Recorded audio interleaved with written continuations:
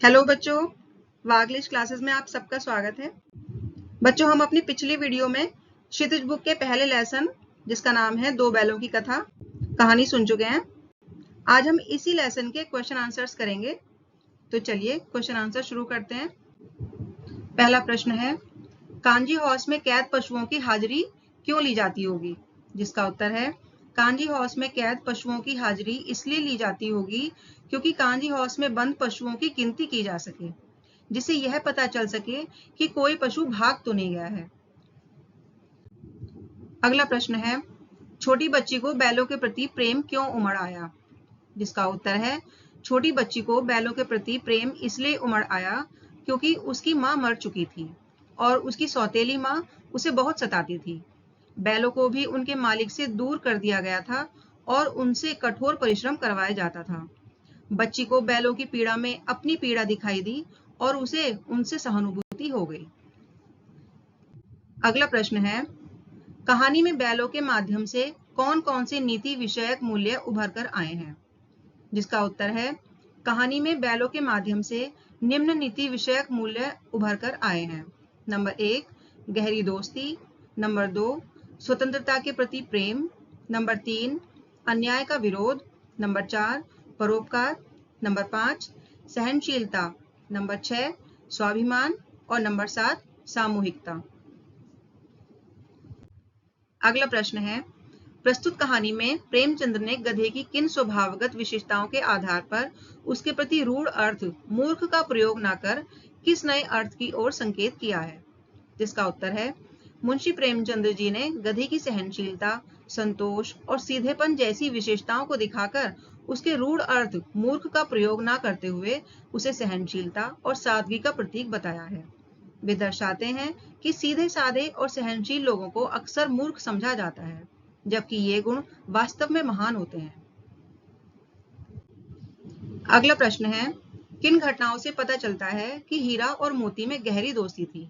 जिसका उत्तर है, निम्न घटनाओं से पता चलता है कि हीरा और मोती में गहरी दोस्ती थी। नंबर 1, जब मटर के खेत में मोती को घास खाते हुए दो आदमियों ने पकड़ लिया था, तब हीरा ने देखा कि उसका साथी संकट में है तो वह वापस आ गया।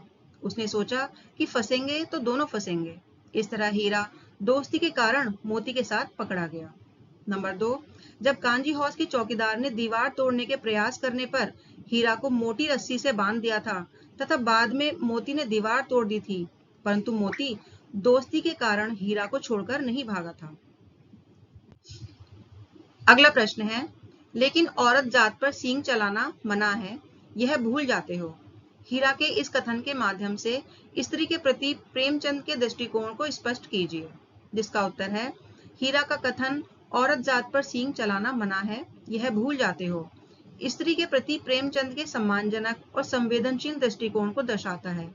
यह स्त्रियों के प्रति पारंपरिक मर्यादा और उनके साथ शारीरिक बल का प्रयोग अनुचित मानने की भावना को व्यक्त करता है। प्रेमचंद स्त्रियों के प्रति सहानुभूति और सम्मान का भाव रखते हैं। अगला प्रश्न है, किसान जीवन वाले समाज में पशु और मनुष्य के आपसी संबंधों को कहानी में किस तरह व्यक्त किया गया है? जिसका उत्तर है, किसान जीवन वाले समाज में पशु और मनुष्य आपस में बहुत प्यार और जरूरत के रिश्ते से जुड़े होते हैं। जैसे झूरी अपने बैलों से दोस्ती रखता है, उन्हें अपने परिवार जैसा मानता है। बैल भी मालिक से प्यार करते हैं और उसके काम में मदद करते हैं। किसान के लिए जानवर जरूरी होते हैं, इसलिए वे उनका ख्याल रखते हैं और उनसे लगाव रखते हैं। कहानी में यही दिखाया गया है कि किसान और पशु एक दूसरे के बिना नहीं रह पाते। अगला प्रश्न है, इतना तो हो ही गया कि 9-10 प्राणियों की जान बच गई, वे सब तो आशीर्वाद देंगे। मोती के इस कथन के आलोक में उसकी विशेषताएं बताइए। जिसका उत्तर है, इतना तो हो ही गया कि 9-10 प्राणियों की जान बच गई, वे सब तो आशीर्वाद देंगे। मोती का यह कथन उसकी परोपकारी, सकारात्मक और दूसरों की भलाई में विश्वास रखने वाली प्रकृति को दर्शाता है। उसे दूसरों की जान बचाने की चिंता है और वह मानता है कि अच्छा काम करने का फल मिलता है। अगला प्रश्न है, आशय स्पष्ट कीजिए। जिसमें पहला है, अवश्य ही उनमें कोई ऐसी गुप्त शक्ति थी जिससे जीवों में श्रेष्ठता का दावा करने वाला मनुष्य वंचित है। जिसका उत्तर है, इस कथन का आशय यह है कि हीरा और मोती जैसे जानवरों में भी एक खास तरह की शक्ति होती है जो इंसानों में नहीं दिखती। इंसान खुद को सबसे अच्छा मानता है, लेकिन जानवरों में जो सच्चा प्यार और दोस्ती होती है वह कमाल की है, और अक्सर इंसानों में यह चीज नहीं मिलती। उनकी दोस्ती में कोई मतलब नहीं होता, बस एक दूसरे के लिए जान देने को तैयार रहते हैं, जो आजकल इंसानों में कम ही दिखता है। अगला पॉइंट है, उस एक रोटी से उनकी भूख तो क्या शांत होती, पर दोनों के हृदय को मानो भोजन मिल गया।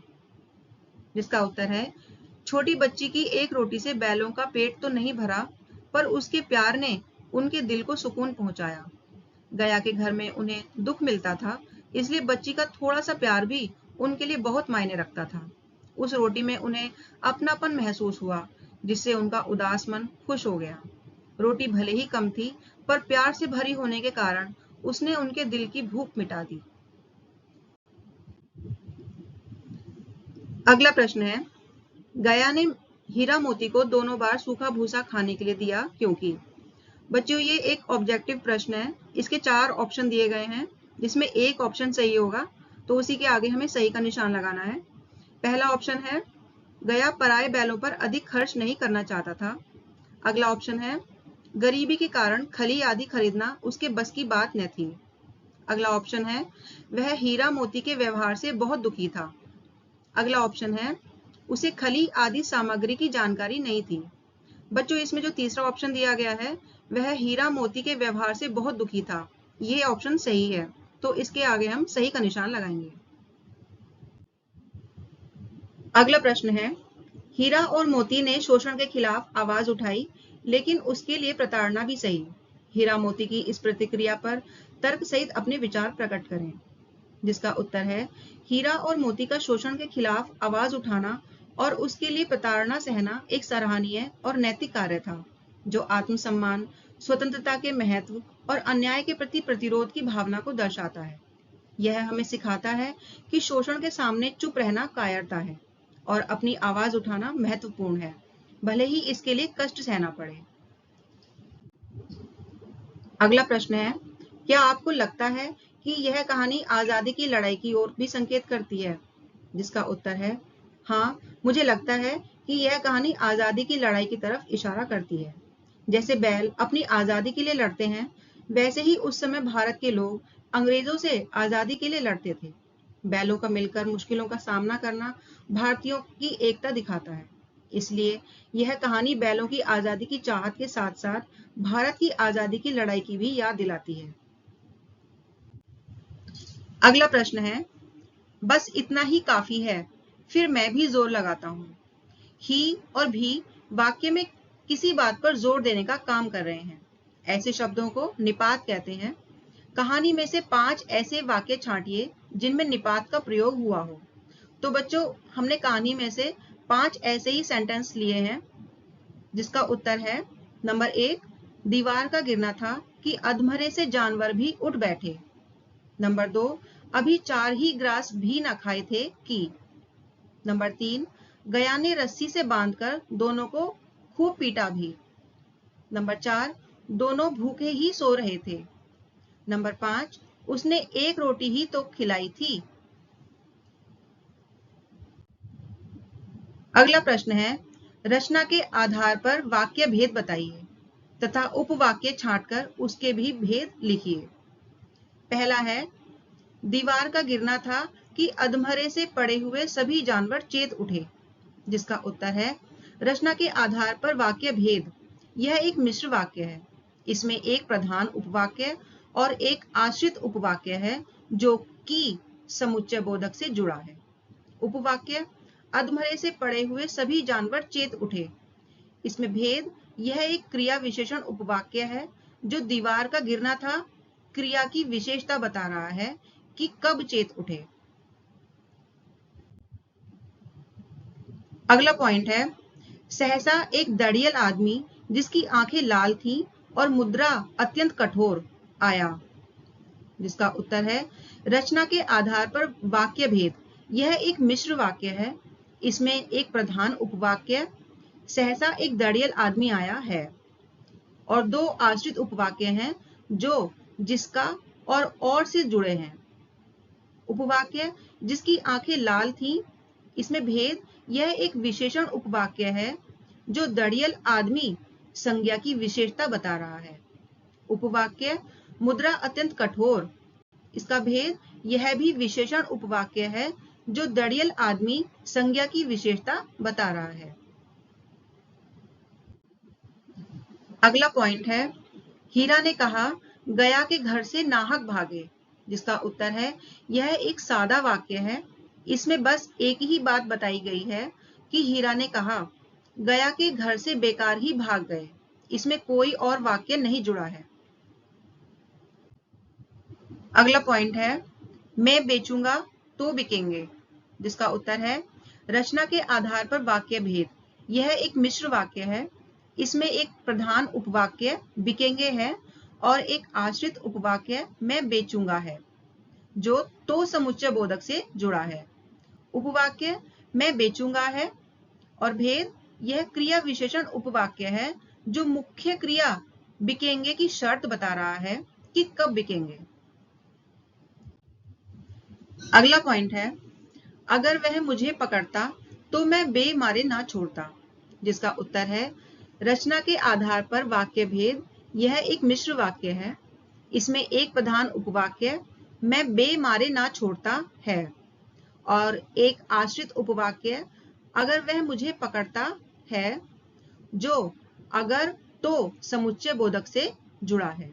उपवाक्य अगर वह मुझे पकड़ता, भेद, यह क्रिया विशेषण उपवाक्य है जो मुख्य क्रिया ना छोड़ता की शर्त बता रहा है कि कब ना छोड़ता। अगला प्रश्न है, कहानी में जगह जगह मुहावरों का प्रयोग हुआ है। कोई 5 मुहावरे छांटिए और उनका वाक्य में प्रयोग कीजिए। तो बच्चों, यहाँ हमने इस कहानी में से कुछ मुहावरे लिए हैं जो कि इस प्रकार हैं। कहानी में प्रयुक्त 5 मुहावरे और उनके वाक्य प्रयोग इस प्रकार से हैं, जिसमें पहला मुहावरा है दिल भारी होना। इसका अर्थ है बहुत दुखी होना। इसका वाक्य प्रयोग, अपने मालिक झूरी से बिछड़ने पर दोनों बैलों का दिल भारी हो गया।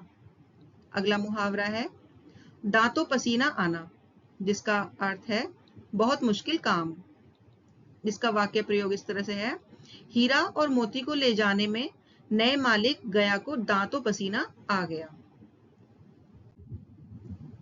अगला मुहावरा है दिल में ऐंठ कर रह जाना, जिसका अर्थ है मन के अंदर ही अंदर दुखी होना।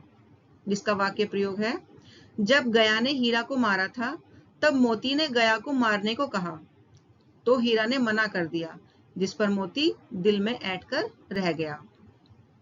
अगला मुहावरा है 9-2-11 होना, जिसका अर्थ है भाग जाना। जिसका वाक्य प्रयोग है, जब मोती व हीरा के पास सांड आया तो मोती ने हीरा से कहा कि मैं तो 9-2-11 होता हूं। अगला मुहावरा है जान से हाथ धोना, जिसका अर्थ है मर जाना। वाक्य प्रयोग, जब दड़ियल व्यक्ति दोनों बैलों को लेकर जा रहा था तब मोती ने हीरा से कहा कि या तो भाग चलो, नहीं तो जान से हाथ धोना पड़ेगा। तो बच्चों, इस तरह से इस लेसन के सभी क्वेश्चन आंसर्स यहीं पर समाप्त हो जाते हैं। मुझे आशा है कि आपको इन सभी क्वेश्चन आंसर समझ में आए होंगे। अगर आपको ये वीडियो अच्छी लगी है तो वीडियो को लाइक करें, अपने दोस्तों के साथ शेयर करें तथा हमारे चैनल को सब्सक्राइब करना ना भूलें ताकि आने वाली वीडियो आप तक पहुंच सके। Thank you.